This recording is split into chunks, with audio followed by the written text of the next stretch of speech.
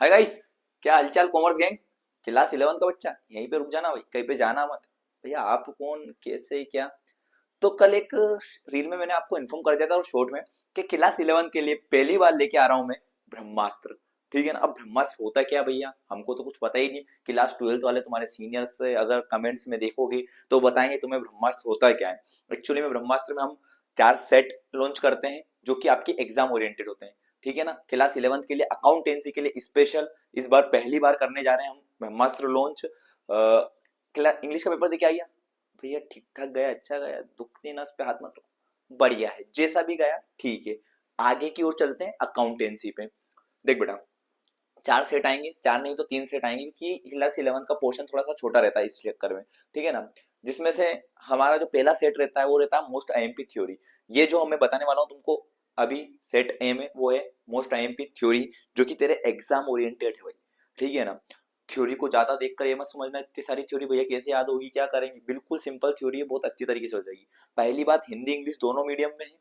Class 9th के लिए भी आएगा, अभी जयंत सर लेके आएंगे हमारे। ठीक है ना। मैथ्स के लिए इस बार अंतिम प्रहार उनका, शायद वो प्लानिंग भी कर रहे हैं और आएगा ही सही, मैं कह रहा हूँ ना, बस बोल दिया मतलब समझ जाएगा। ठीक है ना। सेकंड चीज, 11th वालों के लिए सेट ए में अपन क्या करने वाले हैं, थ्योरी डिस्कस करने वाले, मोस्ट इंपोर्टेंट। स्टार लगा उसको पहले करना, और जो बिना स्टार वाले उसको थोड़ा बाद में भी करोगे तो चल जाएगा। चलो स्टार्ट करते हैं। Chapter number 1, introduction of accounting, परिचय अकाउंट लेखांकन का। तो सबसे पहले क्वेश्चन इंपॉर्टेंट है, लेखांकन का क्या अर्थ है, इसको स्पष्ट कीजिए और उपयुक्त परिभाषा भी लिखना है आपको। फिर पैसे से आप क्या समझते हैं, आपको ये बताना है। फिर लेखांकन सूचना के उपयुक्त भारी उपयोगकर्ताओं का, भारी भारी, ये भारी वाला नहीं है, भारी एक्सटर्नल वाला है ना, उपयोगकर्ताओं के बारे में बताना। अथवा आंतरिक और दो आंतरिक और बाहरी यानी उपयोगकर्ताओं के नाम बताना है आपको, ये वाला ऐसे भी करके भी आ सकता है, ये भी मोस्ट इंपोर्टेंट क्वेश्चन है। आगे बढ़ते हैं अपन। बही खाता तथा लेखांकन के उद्देश्य बताइए। फिर उसके बाद लेखांकन के उद्देश्य बताने, 8वां में ये क्वेश्चन भी, व्यापारिक भट्टे और रोकड़ भट्टे में अंतर बताइए, या व्यापारिक छूट या फिर रोकड़ छूट में भी अंतर से इस तरीके से पूछ सकता है। मोस्ट इंपोर्टेंट आने के चांसेस बहुत ज्यादा है इस चक्कर, इस क्वेश्चन को अच्छी तरीके से करके जाइएगा। सेकंड क्वेश्चन है, पूंजी एवं आहरण संपत्ति से आप क्या समझते हैं, पूंजी से क्या समझते हैं, आहरण से क्या समझते हैं और संपत्ति से आप क्या समझते हैं। मोस्ट इंपोर्टेंट है, ये भी आप करके जाइएगा। अगले क्वेश्चन पे चलते हैं बेटा। अगला क्वेश्चन क्या है, लेखांकन की शाखाओं के बारे में बताना है आपको। लेखांकन की जितनी 4 शाखा होती है उनके बारे में बतानी है आपको। फिर लेखांकन की 2 विशेषताओं के बारे में बताना है। आय क्या है, वे क्या है, इसको परिभाषित कीजिए। लेखांकन व्यापारिक लाभ की पुस्तकों का अथवा पालन के 5 लाभ बताइए। ठीक है ना। लेखा सूचना के गुणात्मक विशेषता को आप वर्णन कीजिए। ठीक है ना। आगे बढ़ते हैं अपन, जो कि अपना लेखांकन की सीमाओं का आपको बताना है। अब इंग्लिश मीडियम वाला देख लो बेटा, क्या है इंग्लिश मीडियम में, meaning and definition of accounting की बताना आपको। ठीक है ना। आगे बढ़ते हैं अपन, आगे क्या बोल रहा है वो आपको बताना, what do you understand by profession. फिर एक्सटर्नल और इंटरनल अकाउंटिंग का नाम बताने, कौन कौन यूजर होते हैं। ठीक है ना। फिर उसके बाद आप आगे बढ़िए, फिर क्या है, state the objective of book keeping और अकाउंटिंग के आपको ऑब्जेक्टिव बताने। फिर डिफरेंस बिटवीन ट्रेड डिस्काउंट और कैश डिस्काउंट में, ट्रेड डिस्काउंट और कैश डिस्काउंट में आपको डिफरेंस बताना है। कैपिटल ड्राइंग, कैपिटल ड्राइंग क्या होता है, और एक आपको असेट्स भी इसमें जोड़ लेना। कैपिटल ड्राइंग एंड असेट्स क्या होता है आपको ये बताना है। फिर वेरियस टाइप्स ऑफ ब्रांच बताना है, मोस्ट इंपोर्टेंट क्वेश्चन है, ब्रांच वाला तो आता ही आता है वही सब, इसको अच्छे से करके जाइएगा।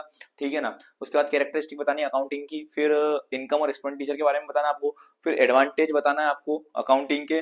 फिर क्वालिटिव कैरेक्टरिस्टिक्स बतानी है आपको अकाउंटिंग की। फिर आगे बढ़िए हम, तो लिमिटेशन बतानी है आपको अकाउंटिंग की। ये आपके कुछ इंपोर्टेंट क्वेश्चन थे पहले चैप्टर में, 10-12 क्वेश्चन है, आराम से आप कर लोगे। 4 दिन की छुट्टी है तो 4 दिन में आराम से अपन कर सकते हैं, और पहले स्टार वाले को महत्व दीजिएगा। चैप्टर नंबर 2, ठीक है, मौद्रिक मापन से क्या मान्यता है। फिर उसके बाद दोहरा लेखांकन सिद्धांतों को स्पष्ट कीजिए, मोस्ट इंपोर्टेंट क्वेश्चन। आगे बढ़ते हैं अपन के स्थिति की अवरण का क्या समझते हैं आप, लेखांकन सिद्धांतों की विशेषता बतानी, मोस्ट इंपोर्टेंट क्वेश्चन भैया। फिर आगे बढ़ते ही आप, तो लेखांकन सिद्धांत के उद्देश्य बताने, किसी सिद्धांतों के अनुसार परिसंपत्ति पुस्तक में मूल्यों का क्या किस तरीके से वर्णन किया जाता है, इसको कर लीजिएगा आप। फिर उसके बाद लेखा शास्त्र के 2 मूल्य मान्यता प्रोक्त बताना है आपको। आगे बढ़ते हैं अपन, आगे क्या चीज है ये आपके, हाँ, वस्तुनिष्ठता की प्रतिष्ठिता के अथवा पूर्ण प्रतिक्रिया सिद्धांतों का बनाना है। लेखांकन प्रमाणों के निर्धारित करने वाले लाभ को बताना है आपको। ठीक है ना। वस्तु एवं सेवा यानी जीएसटी के बारे में आपको बहुत अच्छी तरीके से करके जाना है, और IFRS के बारे में क्या होता है इसके बारे में बताना है। अब आ जाओ इंग्लिश मीडियम में, explain the money measurement concept, what do you mean bye double entry system, इसको अच्छे से करें। एक्सप्लेन द कंसिस्टेंसी कॉन्सेप्ट, फिर कैरेक्टरिस्टिक ऑफ अकाउंटिंग प्रिंसिपल, ये इंपॉर्टेंट क्वेश्चन है। ऑब्जेक्टिव ऑफ अकाउंटिंग प्रिंसिपल, ये इंपॉर्टेंट क्वेश्चन है। आगे बढ़ते चलते हैं अपन, पूरा अकाउंटिंग कंप्लीट करवा दूंगा इसी वीडियो के अंदर, ठीक है ना। इसी वीडियो के अंदर आपको क्या करना है, पूरी अकाउंटिंग कंप्लीट करनी है। फिर आगे जब बढ़ते हैं अपन, तो क्या करना है अपने को, accounting which principles of assets are recorded in the book of value. फिर फंडामेंटल बताने आपको काय के, अकाउंटिंग अजम्पशन के, बेटा फंडामेंटल बताने अकाउंटिंग अजम्पशन के। आगे बढ़ते हैं अपन, आगे में क्या चीज आएगी अब आपके, explain the concept and objective of the full discuss and principle बताने आपको। और वाले ही बता रखे ना, मतलब एक ही क्वेश्चन है, इस तरीके से घुमा के पूछ सकता है आपसे। फिर right the advantage and establishment of accounting, describe the two utilities of standard. चलो आगे बढ़ते चलो, चैप्टर नंबर 3। अब चैप्टर नंबर 3 में क्या है ना, 3 चैप्टर मिक्स है, देखो अकाउंटिंग इक्वेशन, जनरल और लेजर, इन तीन ही के मिक्स करके दे रखे हैं आपको, तो अपन उस हिसाब से देखेंगे आप, ठीक है ना। तो प्रमाणित किया वाउचर से अर्थ स्पष्ट कीजिए तथा 5 वाउचर बताने हैं। मूल्य प्रलेख से क्या आशय होता है आपको ये बताना है। फिर उसके बाद वाउचर और प्रमाणक की विशेषता के बारे में बताना है आपको, ठीक है। फिर आगे बढ़ेंगे अपन, आगे स्रोत प्रलेख के प्रमाणों का क्या अंतर कीजिए। फिर लेखांकन समीकरण से आप क्या समझते हैं ये बताइए। देखो 3 चैप्टर है, अब 10 क्वेश्चन दे रहा हूँ, 3 चैप्टर में 10-12 क्वेश्चन है, तो इसका मतलब यार चार या 5-5 क्वेश्चन एक चैप्टर में आ रहे हैं आपके, तो आपको आराम से पढ़ना है इनको, ठीक है ना। फिर आगे बढ़ते हैं अपन, तो आगे क्या दे रहा है आपको बेटा, ये वाला क्वेश्चन अच्छे से करके, आधारभूत लेखांकन की सीमाकरण के बारे में एनसीईआरटी का भी ये पूछ सकेगा इस बार, ये लग रहा है भैया, ये हाई लेवल के चांसेस है इसके। फिर लेखांकन सीमाकरण के लाभ बताइए, आपको लाभ बताना है। फिर आगे बढ़ते चले अपन, तो आगे क्या हो रहा है, दोहरा लेखा प्रणाली से आप क्या समझते हैं। दोहरा लेखा प्रणाली के 4 मूल सिद्धांतों को समझाइए। दोहरा लेखा प्रणाली की विशेषता को आपको बताना है, इसके अथवा में इस टाइप से भी क्वेश्चन पूछ सकता है, या अथवा में किस किस टाइप से पूछ सकता है वो दे रखा। फिर मुख्य जनरल क्या होता है आपको ये बताना है, उसमें कौन कौन से लेखे किए जाते हैं, माल के खाते में किस तरीके से वर्णन किया जाता है।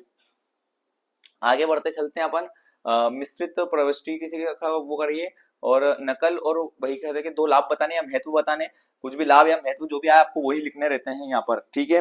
आगे बढ़ते चलो चलो, मिश्रित ये भी हो गया। चलो जनरल व खाता बही में अंतर, मोस्ट इंपोर्टेंट क्वेश्चन है ये वाला, आएगा भाई अच्छे तरीके से करके जाना। फिर खतौनी से किसे कहते हैं और इसके नियम बताने आपको, जनरल किसे कहते हैं, और इसके लेखे की विधियां बतानी आपको, दैनिक पिंजन की नकल बही के उद्देश्य बताने, उसके बाद ब्यौरा यानी नरेशन की क्या किसे कहते हैं ये बताना है आपको, ठीक है ना। फिर दोहरा प्रणाली लेखन में विभिन्न अवस्थाओं को सौंपना करने वाले बताइए आप। लेखांकन की प्रक्रिया बतानी, किस तरीके से उसकी प्रक्रिया चलती है। इंग्लिश में आ जाइए आप, बहुत इंपॉर्टेंट क्वेश्चन है, what do you mean by the voucher, और also type of voucher, 5 type बताना है आपको। फिर what do you mean source of document क्या होता है, कैरेक्टरिस्टिक बतानी है वाउचर की, डिफरेंस बताना है सोर्स डॉक्यूमेंट और वाउचर में। आगे बढ़ते हैं अपन, आगे क्या बोल रहा है वो, explain the accounting equation, accounting equation बताना है, और अकाउंटिंग इक्वेशन के बारे में बताना है। एडवांटेज बताना है अकाउंटिंग के, ठीक है ना। बेनिफिट्स बताने अकाउंटिंग इक्वेशन के। Understand by the double entry system, क्या आप क्या समझते हो डबल एंट्री सिस्टम से, आपको ये बताना है। फिर right the 4 basic principles, basic principle बताने आपको डबल एंट्री सिस्टम के। थोड़ा सा आगे बढ़ते हैं अपन, ठीक है ना। फिर उसके बाद क्या, what is the general proper, general proper क्या होता है, रिकॉर्डेड द जनरल एंट्री। फिर various types of goods of accountant, ठीक है ना।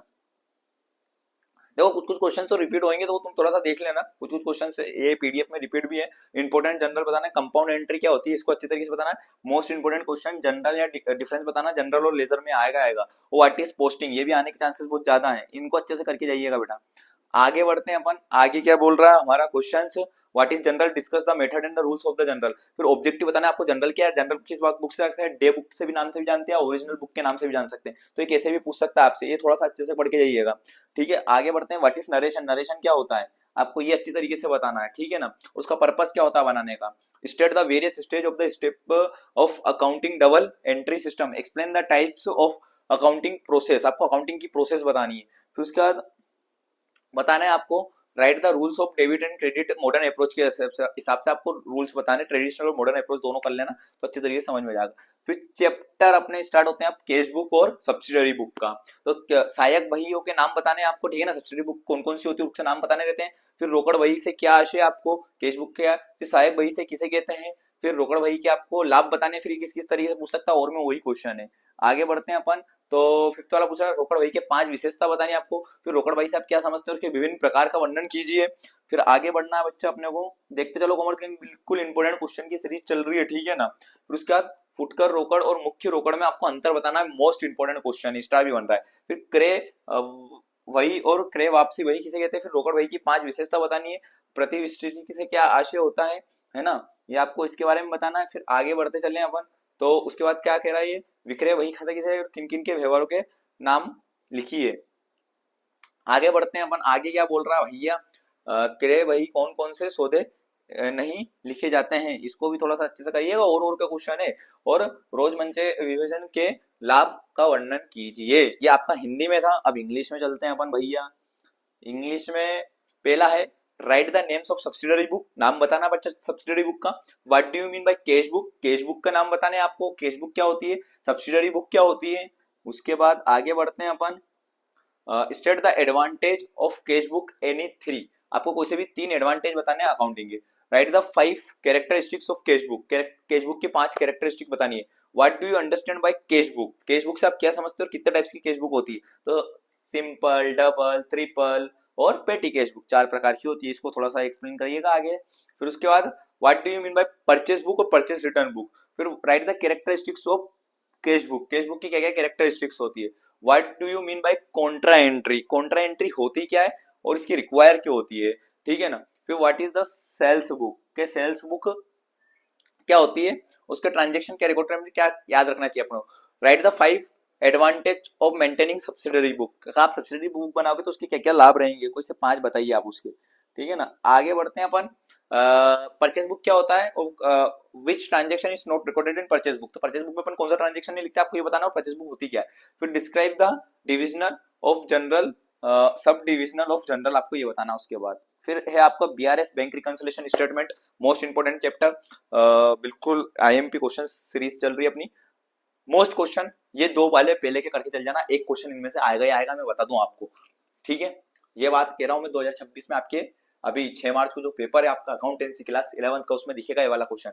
बैंक समाधान विवरण से क्या आशा स्पष्ट कीजिए। फिर उसके बाद बैंक अधिवर्षी से क्या समझते हैं आपको, इसको स्पष्ट कीजिए, ठीक है ना। फिर बैंक समाधान विवरण बनाने की क्या आवश्यकता पड़ती है, फिर इसके और में दे रखा है, इस टाइप से पूछ सकता है क्वेश्चन, आप देख लेना।